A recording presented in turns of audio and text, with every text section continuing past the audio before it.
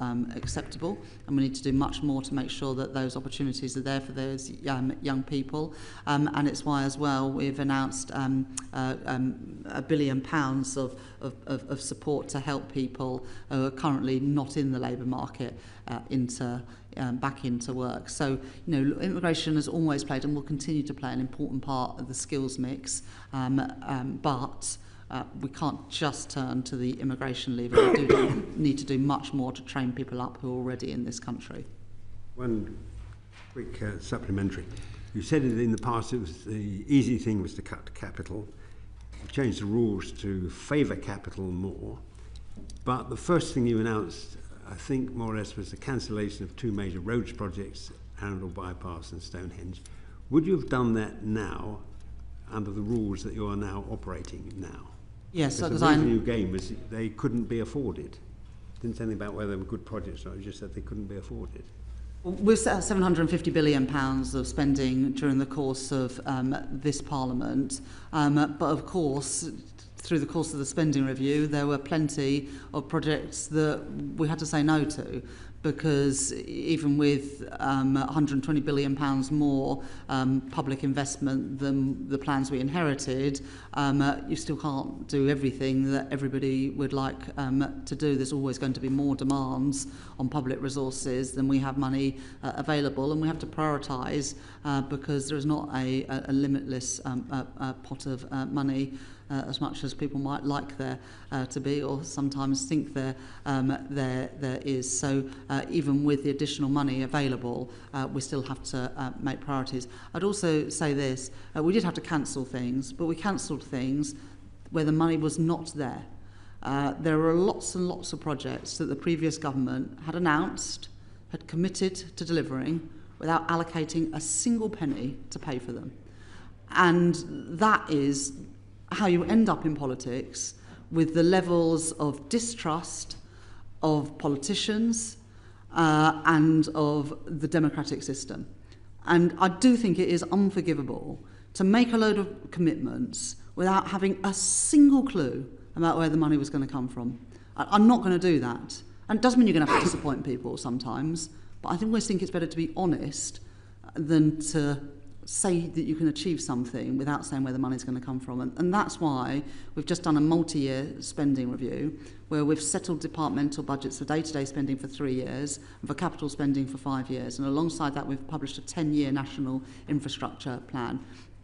Difference between this and what we inherited is every single thing that we've said we're going to do in the next 3 years for day-to-day spending and the next 5 years for capital spending is fully funded, fully costed. And that is very, very different to the plans that we inherited. So yes, we had to cancel things, but we had to cancel things that would never have been delivered because there wasn't a single penny allocated to them. Lord Blackwell.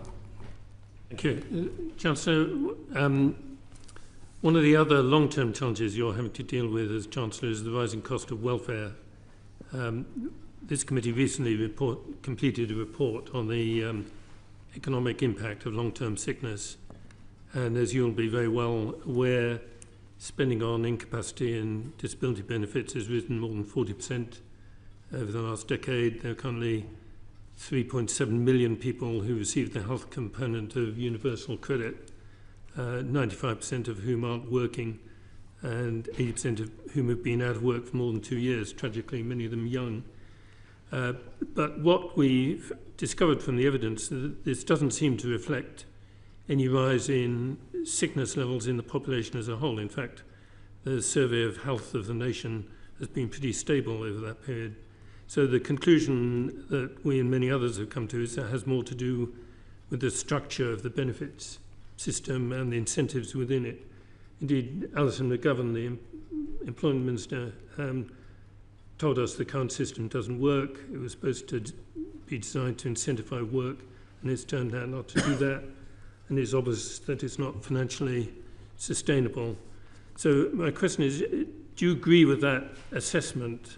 And I know you're waiting for the Timms report, but do you accept that if we're going to deal with the ballooning cost of credit and indeed help the people who are in this situation, that'll need much more fundamental reforms for both economic and social reasons?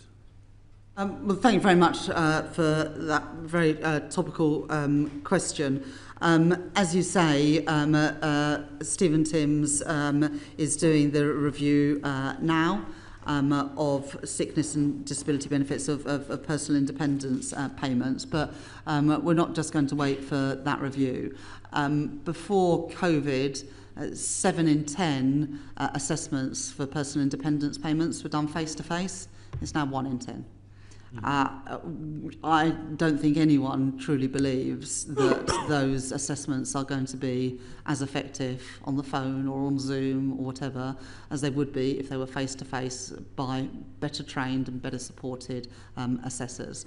And so we are changing that by recruiting and giving DWP the resource to have more trained assessors and more face-to-face assessments to ensure that people who need the support get it. But then people who are able to work are given the support to get back into work. At the same time, we're providing £1 billion worth of support to help people who are economically inactive back to work. And that will also include supporting NEETs, where I think that the biggest crisis exists, because we know that if you're out of work early in your working life, you are going to earn less and be in work less over the whole period of 40, 50 years that you should be in the labour market. So a real focus on back-to-work support and face-to-face assessments, as well as the Timms review. On universal credit, we are making reforms. We are, in real terms, reducing the health element of universal credit and increasing the standard allowance, because we know that a lot of people found it almost impossible to live on the standard allowance, and all of the big charities, Joseph Rowntree, etc., say the standard allowance was not enough to live on, and so people were doing their very best to get onto the health element. And once you're on the health element, you don't have to be actively seeking employment. So narrowing the gap between those two benefits, I think, is one important way in which we can encourage more people to be actually looking for work. I'll also just give you a couple of statistics which I think are quite telling about people on sickness and disability benefits. There are 200,000 people who are claiming health and disability benefits who said that they would work if the right job and support were available. It's 200,000 people. An additional 1 million people say that they would be able to work in the future if their health improved. And so the investment we're putting into the National Health Service on both physical and mental health, as well as that targeted back-to-work support, is about enabling people and giving people the support that they need to access work that is appropriate for them. We're already seeing a reduction in the economic inactivity rate. That is really encouraging, but there's an awful lot more that we need to do to help more people of working age have the fulfilment that I believe comes from having a job. I'm sure you'll be the first to say this isn't just an economic issue, but would you measure your success by the fact that in 5 years' time there ought to be a lot fewer people on health-related benefits and a lot more of them in employment?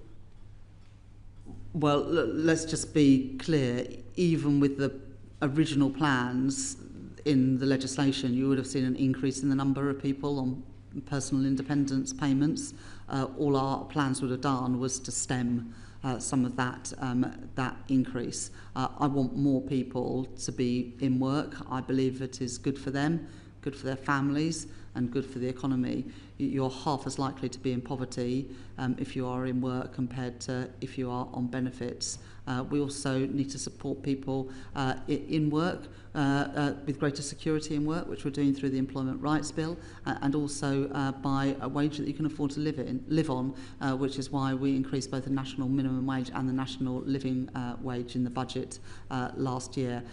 So I do want to see more people have that chance of meaningful employment, which is why we're investing in skills and training, and it's also why we're putting that support in to help people back into work. And the Timms review, of course, is looking at that gateway to sickness and disability benefits.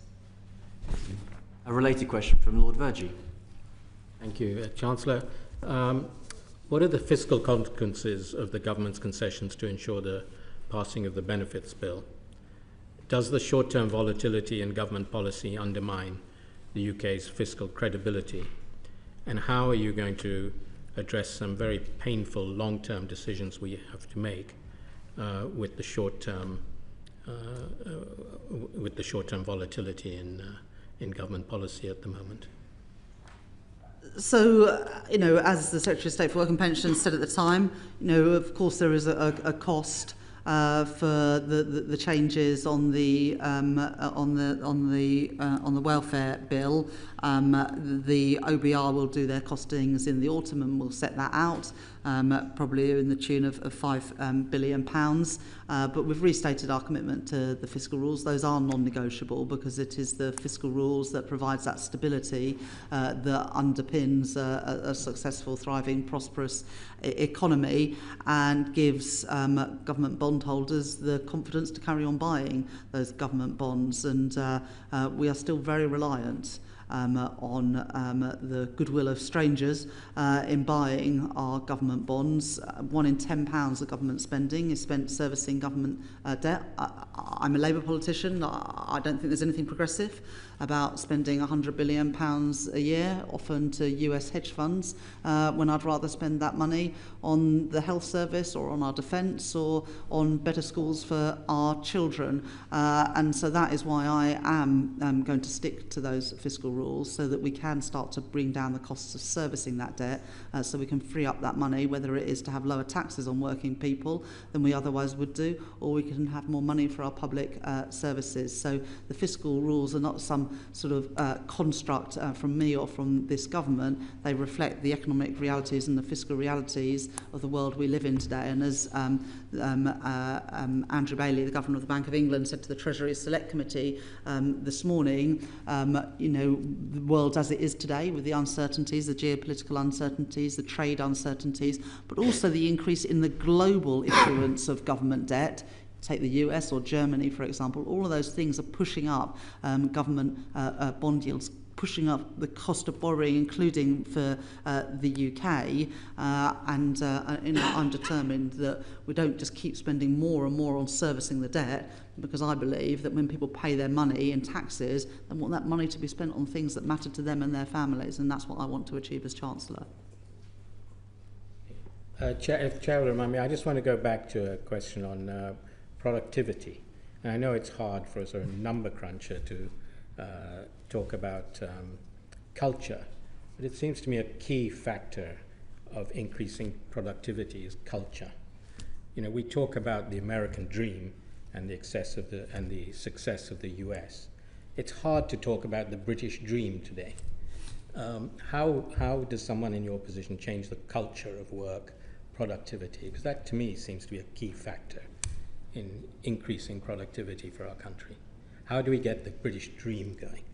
Well, look, one of the things that I'm keen to do, and you would have seen it in my Mansion House speech just last week, is that I'm keen to have more people investing rather than putting their money into cash. I would like British savers to be supporting the British economy by giving more access for long-term patient capital for people with great ideas. We're a country of entrepreneurs. I mean, that is the great thing about Britain. A number of people have got fantastic ideas that they want to turn them into their own business, work for themselves, not work for someone else. But to do that, we do need to unlock more long-term patient capital and give those opportunities for ordinary people to save and make a return on those investments. The other thing that I would say is a sort of like quintessential British dream is to own your own home. And that dream has been snatched away from far too many people these last few years because we have not been building enough homes as a country. And that's why we've got this ambition as a government to build 1.5 million homes during the course of this Parliament, so that more people can realise that dream of home ownership, and if not able to buy a home of their own, that they have the security of a home that can't be snatched away from them at the whims of a private sector landlord by investing more in social and affordable housing. So that dream of starting your own business, which requires ordinary people in Britain to invest more of their money into stocks and shares than putting their money into cash, which serves not very much purpose and doesn't give very much return, and that dream of home ownership that I believe that we can fulfil if we meet those targets around house building. But on the issue of productivity, British people work hard. Young people, when I go into schools and colleges, are full of ambition. We've got to find a way of capturing that and nurturing that better. That's why I've always just been passionate around better supporting the 50% of young people who don't go to university. At my school, where I went quite a lot of years ago now, but I was in a very small minority that went to university. And government carried on investing in my education for years, very expensively.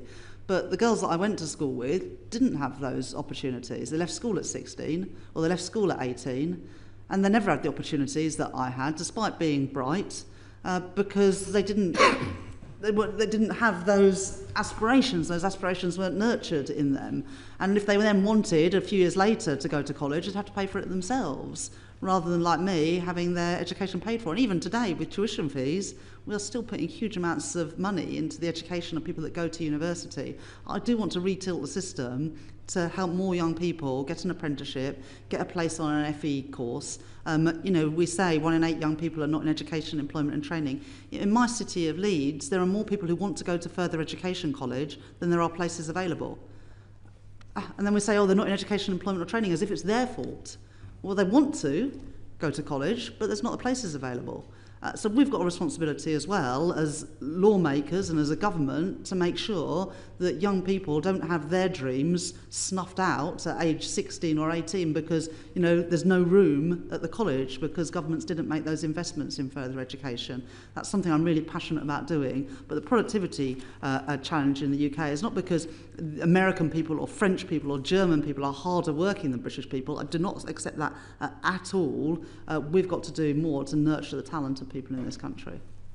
A brief follow-up from Lord Agnew on this. Yes, good afternoon, Chancellor. Just back to your Mansion House speech, and you put a lot of personal commitment behind driving forward tokenisation, stablecoin and so on. Mm-hmm. And you said that you wanted our financial services sector to be at the forefront of this innovation. I just wondered how you're going to do this when we have a very, very cautious regulator in the FCA and a governor of the Bank of England who has come out, again, very cautiously. How will you prevail? So I spoke at UK FinTech Week, I think it was the beginning of April, and that was the same time that we published the draft cryptocurrency legislation, including on stable coins. We've also worked really hard, this government's worked really hard this last year with the regulators. You would have seen in my Mansion House speech last November, I updated the remit letters to the PRA, the Bank of England, the FCA, where I instructed them to regulate not just for risk but also for growth. And at the beginning of the year, the Prime Minister and myself wrote to all the regulators. That was a lot of paper because we have an awful lot of regulators in this country. And in those letters, we asked the regulators to come up with new ideas of how they could support this government's number one mission, which is to grow the economy. And the letters that I got back, actually especially from the FCA, were very encouraging, with new ideas, some of which we adopted, and I set out in the Mansion House speech last week about how we would get around 40,000 additional people on the housing ladder every year by the reforms to the mortgage lending. That was a suggestion that came from the FCA of how we could better support growth in the economy rather than just regulating for risk, accepting that sometimes you have to take a little bit more risk to earn that greater return, and in our case the return for the whole economy by helping more people get onto the housing ladder. The FCA and the Bank of England have also set up a digital securities sandbox, which is really popular, not just with UK crypto and stablecoin and digital assets businesses, but actually internationally as well. And we're attracting that investment to experiment in new products, new services for customers. Last week, I published the digital markets strategy, and key to all of this, I guess, my sort of philosophy around it is, we want to be pragmatic. We've always, as a financial services capital, been really good at encouraging innovation and there is huge amounts of innovation going on in digital assets. We're leading the way in things like Digit, which is a digital gilt instrument, which again is leading the way for countries around the world. And we've just set up with the US a UK-US financial regulations working group, which is all part of the sort of trade agreement to build on the defence partnership we have with the US, with a technology partnership, including in areas of fintech, where Britain really is a global leader, and working with the US to ensure that we've got a similar framework for these new assets and new opportunities. Lord Lamont. Good afternoon, Chancellor. I quite understand that you will be reluctant to comment on potential budget measures, but I still find it a bit strange that the government hasn't ruled out a wealth tax, which some people in your party have been proposing and about which there is a lot of discussion. And although I understand your reluctance to rule things out, you did, before you took office, rule out certain increases in taxation. You were quite explicit about that. Surely just the whiff or suspicion of a wealth tax is rather undermining confidence, or carries the risk it will undermine confidence. Wouldn't it be far better just to rule it out? So in our manifesto, we made a commitment around the key taxes that working people pay: income tax, national insurance, and VAT. But you'll know from your own experience, Lord Lamont, that if you start saying no to other taxes, then as soon as you don't say no, people will assume that's the one you're going to increase. And so it is right, and this is, with respect, what you would have done and did do in my position, is that you rightly said that taxes are matters for a budget, and we'll set out our policy there. Well, I'm sorry I can't get you to be more forthcoming. May I therefore switch the subject slightly to the subject of Lord Agnew and Lord Vergey's questions. That is the Mansion House speech and the remarks that you made about the need for greater risk-taking by investors, which I think is sensible and wholly welcome what you said. But risk-taking is not real risk-taking if it involves compulsion. And it isn't really changing the culture if what you propose involves compulsion. And therefore, the one reservation I have about what you said was the power to mandate pension funds to invest in certain assets. I understand you're only taking that in the pensions bill as a residual power, but why should you have it at all? Because that is not really going to achieve your objective of changing the culture.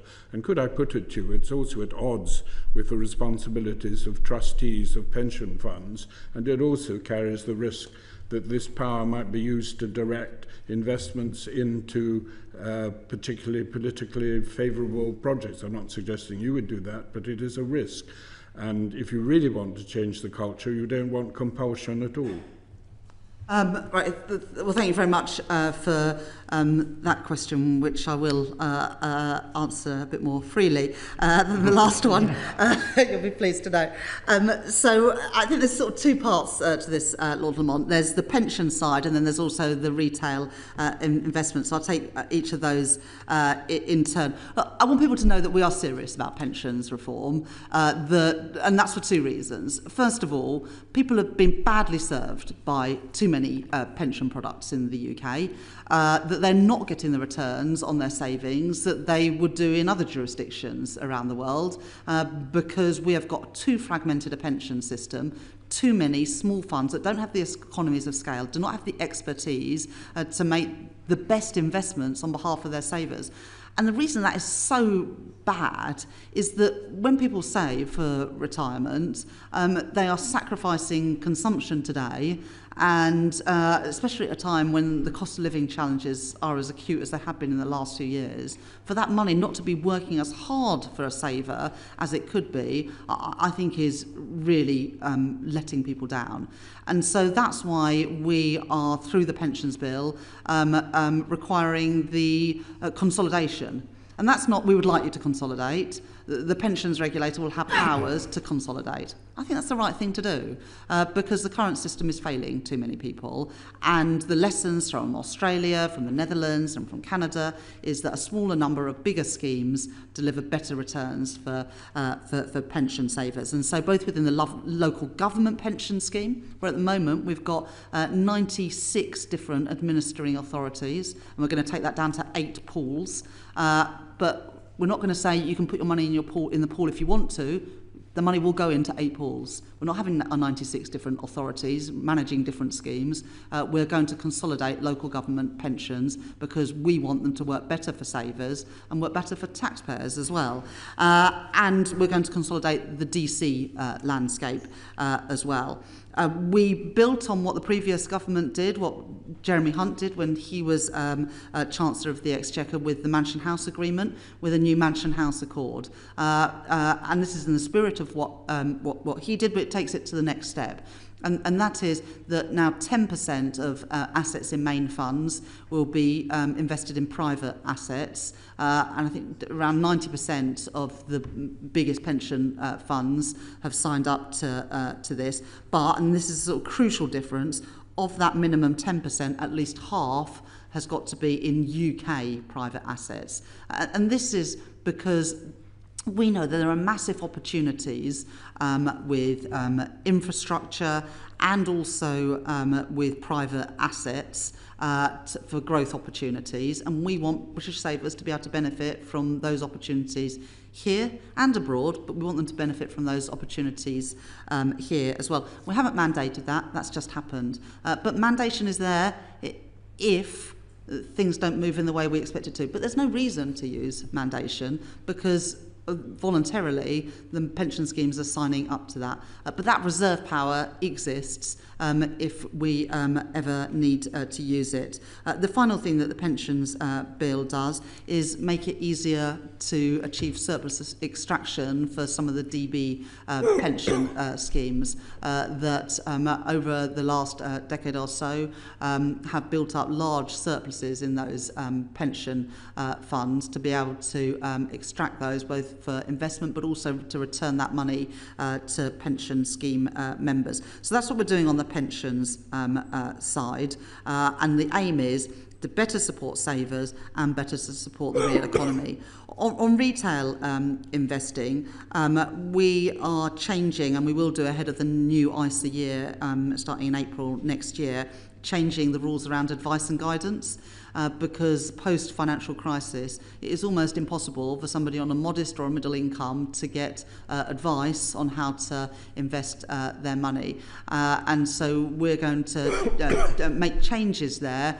And this work is being led by Chris Cummings at the Investment Association to make it easier for providers of financial services to give a nudge to customers to say, well, you know, you've got £20,000 in cash, earning 4% a year, 3.5% a year, but actually, if you look at what's happening in stock markets, they go up by usually nominal GDP, higher than inflation, higher than the base rate. If you put money in there, if you're in your 20s or 30s, by the time you retire, by the time you're ready to buy a house, it's likely to have made a better return than just leaving your money in cash. And at the moment, you're not allowed to do that as a financial services provider. You're not even allowed to nudge somebody towards a product that might be more suitable for them. And so that advice and guidance review and the change we're going to bring in is about encouraging people to diversify and to invest their money in a way that's probably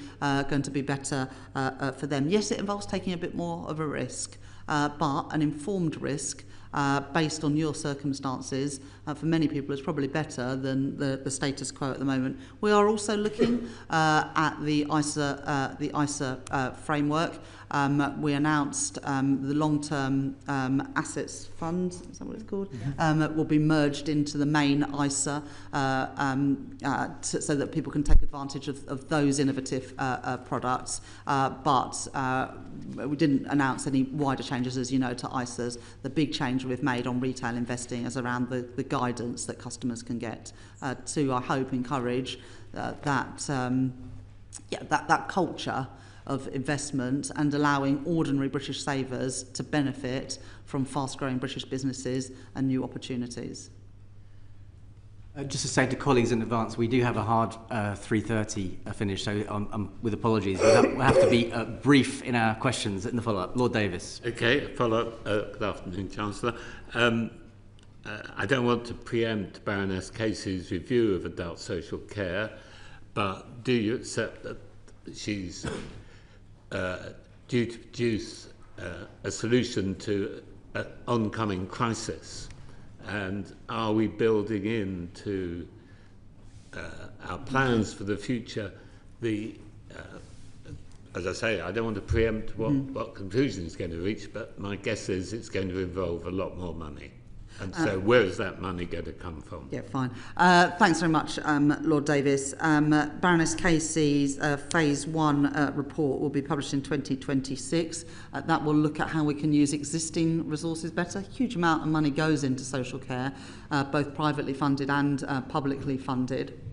And I expect, like most public services, that money could be better used than it is at the moment. So phase 1 is about quick wins, how to use the existing money in a better way. And phase 2 in 2028 will be around the future arrangements, including around financing. In the meantime, we've set out that we're going to bring in a fair pay agreement for social care. We'll be saying more about that in the months ahead.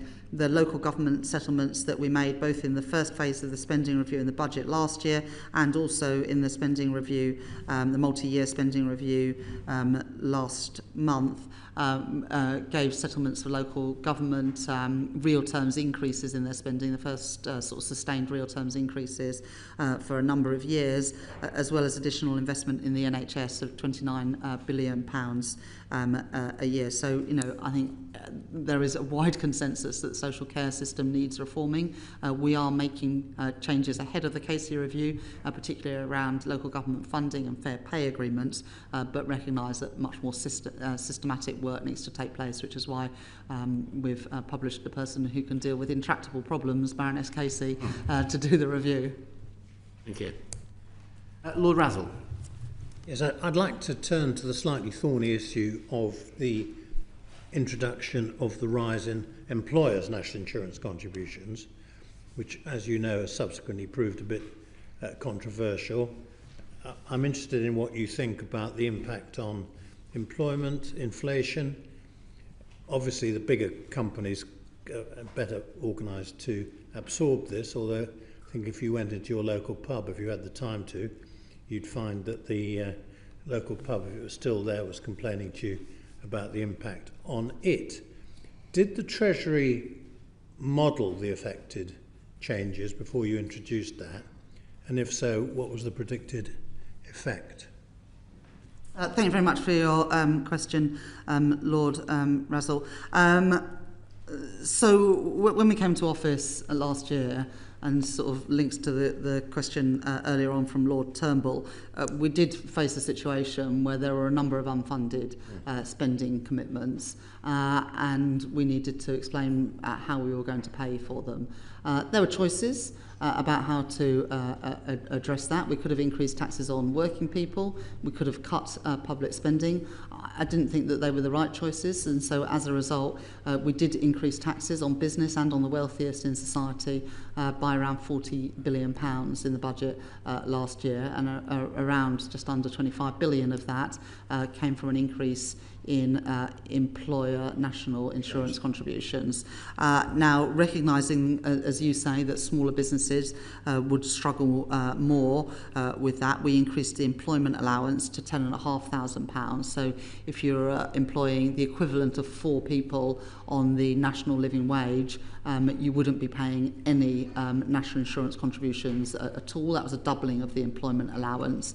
It means around 1 million businesses are paying either less or no more national insurance than what they were previously. But of course, on bigger businesses, especially employment-heavy businesses, do face or have faced an increase in that burden. But the counterfactual would have been either higher taxes on working people who have already had to absorb, the vast amount of the cost of living challenges. It would have meant cuts in public services that had already been starved of resources for many years under the austerity of the previous government, or it would have meant more borrowing, which I just don't think would be the right approach, and would have meant that the Bank of England weren't able to cut interest rates by 4 times in the last year. And of course those lower interest rates benefit both households, especially with mortgages or other lending, and also help businesses who have also paid a heavy price for the sharp increase in interest rates that we've seen over the last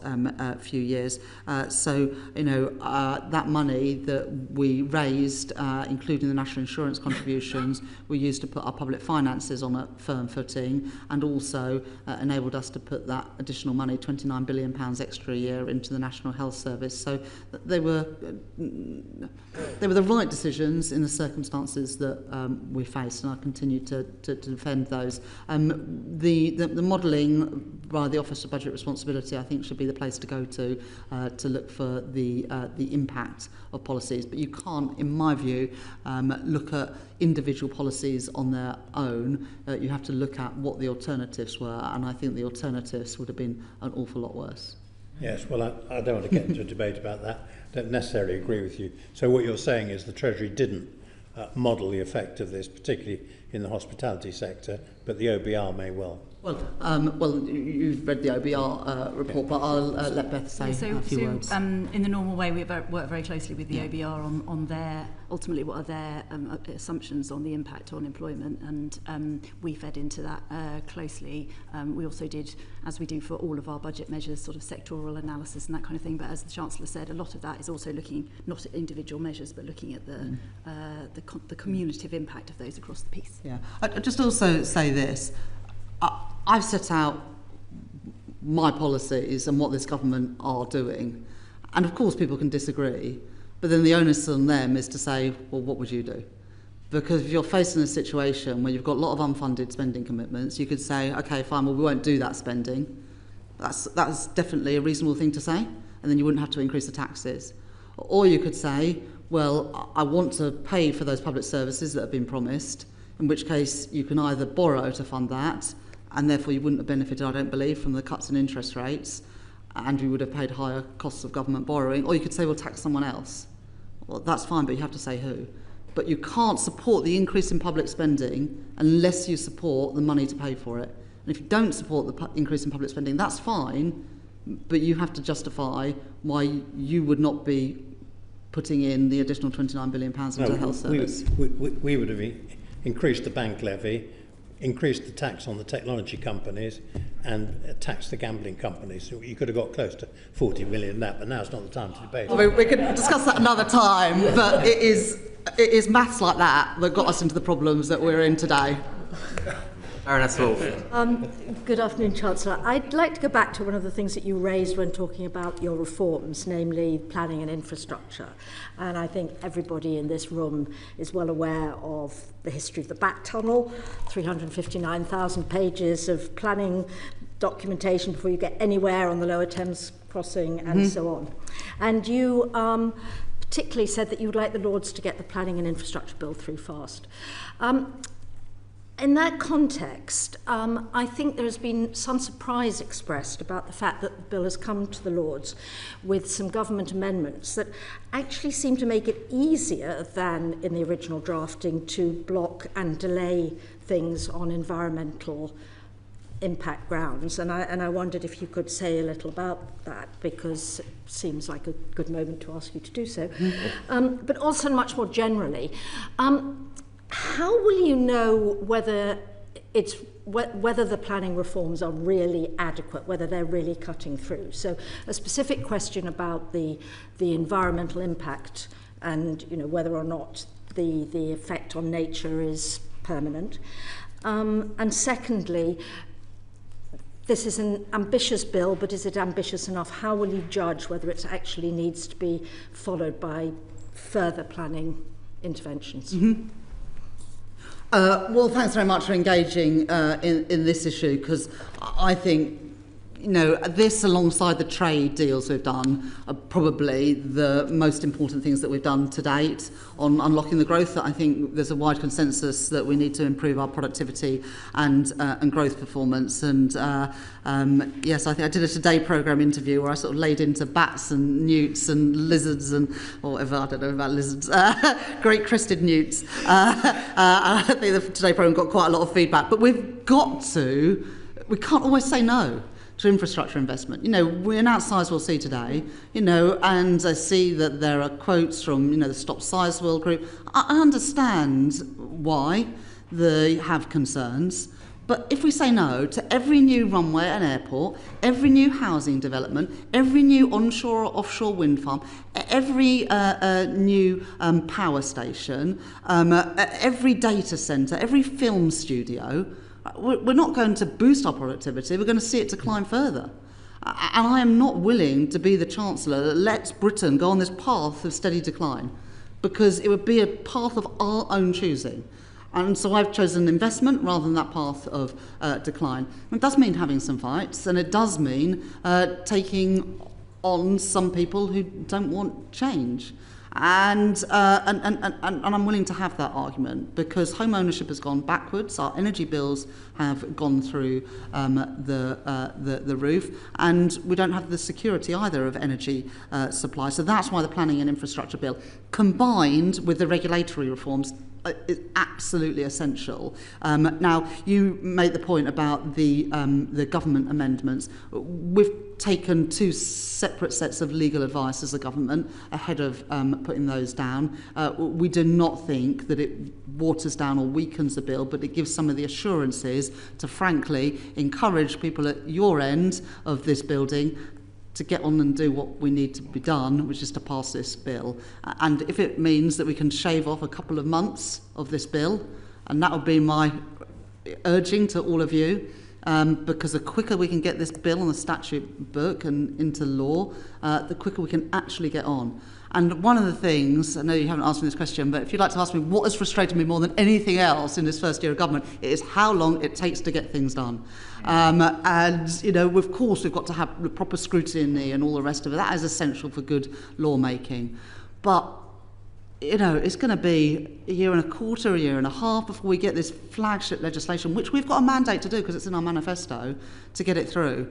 And I just would urge people in this place to be sympathetic towards this legislation. I know that amendments can often be useful, but every day, week, month that passes is another day, week, month that keeps the costs of infrastructure investment too high and much higher than they are in comparable countries around the world. You know, the reason that HS2 is not coming to my city of Leeds anymore anytime soon is because I'm afraid, as a country, we've cared more about the bats than we have about the commuter times for people in Leeds and West Yorkshire.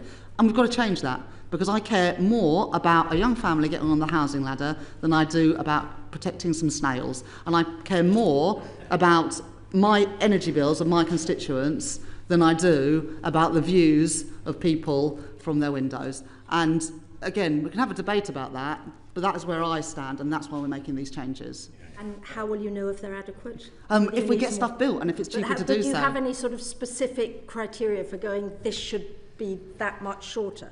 Because with all due respect, if you don't, it's very easy to look, so this is an MHCLG policy, but absolutely, this is about reducing the time it takes. And you'd already seen, we've got this target, I think, 150 major infrastructure projects in this Parliament. I think we're halfway to achieving that, or something like that. So we've got that target about the number of major infrastructure projects we've signed off. Every week, I get a tracker document, Baroness Wolf, that's about this thick, of growth projects that we want to get on with, and every week it is updated of what change is made. And one that I'm looking forward to getting before the summer recess is the plan from Heathrow Airport for a third runway. And you know, we need these investments. There's always going to be people that object to that. I don't say that they are wrong from their personal perspective, but as a country, we've got to get on and build this stuff. Otherwise, we're going to find that our children and grandchildren have poorer living standards than we do, and that would be unforgivable. Could I just add one thing, which is also about the creation of the National Infrastructure and Service Transformation Authority, which is now situated within the Treasury, and part of their role is going to be working with departments and others throughout the supply chain, through the delivery chain, to identify where the blockers are and then help us unblock them. Thank you very much. Baroness Liddell. Thank you, Chancellor. Can we afford the triple lock on pensions? You know, the OBR have said that it will cost £15.5 billion annually by 2029-30. Now, that's an awful lot of money. And are there any scenarios in which you would envisage modifying the triple lock formula? Thank you very much, Baroness Liddell. In the manifestos, as you know, we made the commitment to maintain the triple lock, and that it remains our policy, and that's the commitment we gave in our manifesto. We have, though, just launched, as I said in the answer to a previous question, the Pensions Commission to ensure that the state pension remains affordable, and also that people have adequate pensions in retirement. And so Susie Morrissey is doing this regular review of the state pension age for us, because as we live longer, especially if that is healthy life expectancy, we should work a bit longer as well. And then also this review around pension adequacy, because the decline of DB pension schemes and the returns that have not been as high as they should be on DC pensions mean that despite automatic enrolment, people still don't have the pensions that I don't think that they deserve. So we're looking at that long-term sustainability. And you know, despite making some changes a couple of months ago to the winter fuel payment, it is now the case that if you earn more than £35,000 a year, if you have income of more than £35,000 a year, you won't get the winter fuel payment, which saves around £400 million a year. That is the right thing to do, because in a fiscally constrained world, it isn't right that working people on ordinary incomes pay the fuel bills of wealthier pensioners. So we have made that change to make the pension system more affordable. Thank you. Thank you. And last question, Lord Liddell. One of the exciting things we talked about a lot in opposition was radical devolution in England. So the question is, Chancellor, are you prepared to devolve any tax powers to regional to mayoral and combined authorities? For example, discussion of a hotel tax, which might raise money for local cultural investment, which is very strong on job creation? And are we prepared to see a serious devolution of budgets as a result of devolution, particularly, in my view, on skills, where people at local level are much more likely to be able to identify what are the real skill shortages in their area? Yeah, I'll say a little bit, and then I'm going to pass on to Beth Russell. Beth, as well as being second permanent secretary at the Treasury, also heads up the Darlington campus, which has 8 different government departments. A really different way of working for the civil service, where you might sit next to somebody who's not in the same department as you, which I think is a great innovation. And Beth, as I say, has sort of really spearheaded that. At the spending review last month, we announced the rolling out of integrated settlements to 5 new combined authorities from 26-27. That's in addition to what we've already done in Greater Manchester and for the West Midlands combined authority. And also one of the things which I think will be most transformational in the spending review is the £15.6 billion settlement for 8 mayoral combined authorities for transport investment, which will see I've been an MP for 15 years in Leeds West, and it was long before that that they were talking about a mass transit scheme, and we're the first government of actually committed some money to it. In the northeast, the tram will go to Sunderland, and in Greater Manchester, the tram will go, I think, to Bury and somewhere else, and in Sheffield I think it's going to be extended to Rotherham. So, and beyond mass transit, this is also about better bus services, new bus stations, etc. And in the West Midlands it's going to go to East Birmingham and then on to Solihull. But we've also, and again a lot of this work has been led by Beth, a review of the Green Book. Which for a long time mayors, MPs from across the country and across party have complained that the Green Book makes it harder to get investment signed off for places outside of London and the South East, and so we've made a significant reforms to that Green Book to make it easier to get that investment to the places that can benefit most from it. But Beth, do you want to say a bit more? Just a couple of things. So, I mean, you talked about tax powers on existing tax powers. The devolution white paper is extending some of the existing tax powers that mayors have to all mayors. And as the Chancellor said, I mean, I think one of the things that we are doing very differently in government is working very differently with regional government, particularly actually in the Treasury, but across departments, and local growth plans are playing a really important part in that. So one of the complaints from regional government has been that they're having to have individual conversations bilaterally with individual departments. These growth plans enable us to come together in a single place with them to talk about their priorities and how we can work together to achieve them. So I think that's something that's quite different as well. No on the other 2 points I made. One last follow-up from Lord Burns. As a former Perm Sec of the Treasury, I'll be remiss in not allowing him a final question. And I was very sorry, Chancellor, that I was late arriving. Quite rightly, you put a lot of emphasis on the issue about sticking to fiscal rules. In the past, Chancellors have found, of course, that they've had to make quite a lot of changes to those rules as time has gone on.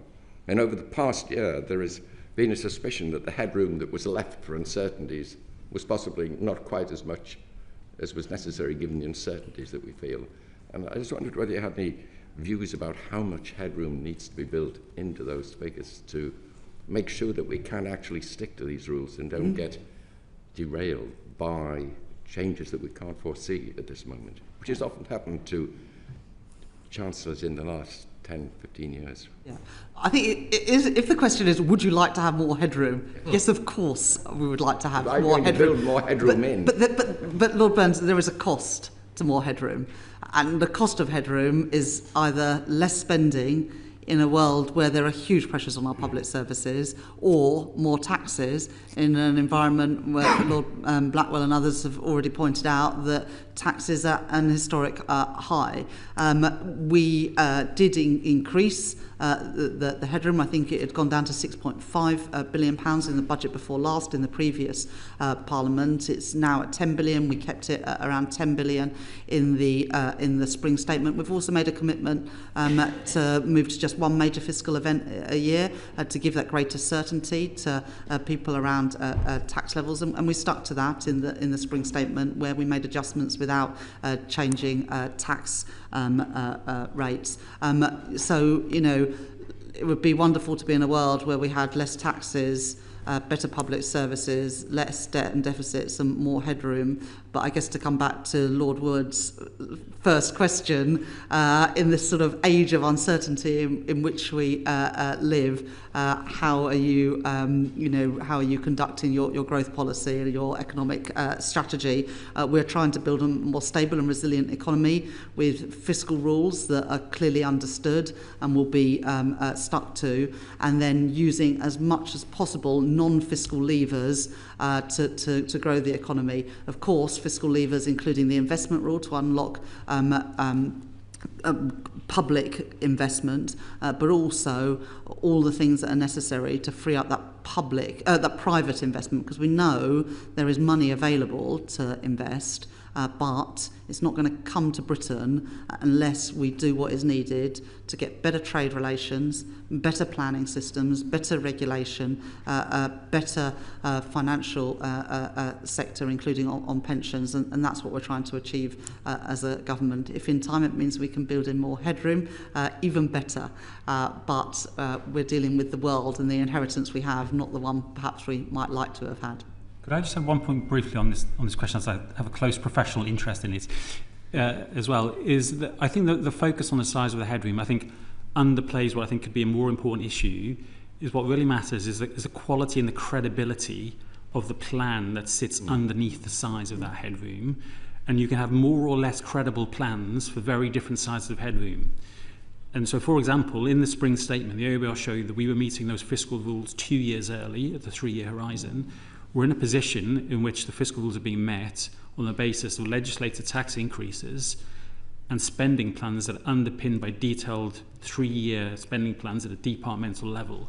That's a very strong underpinning to the consolidation path, and I think is at least as important as the size of headroom, given the range of uncertainty that you mentioned. Thank you very much. Thank you very much. Well, you urged us earlier on to proceed in a timely manner on the planning bill, and we can assure you we've proceeded on a timely manner today, because we've hit 3:30 exactly on the mark.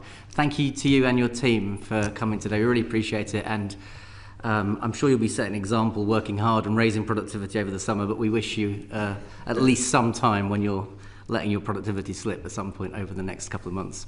Thank you very much for your time, and with that, I end the public meeting.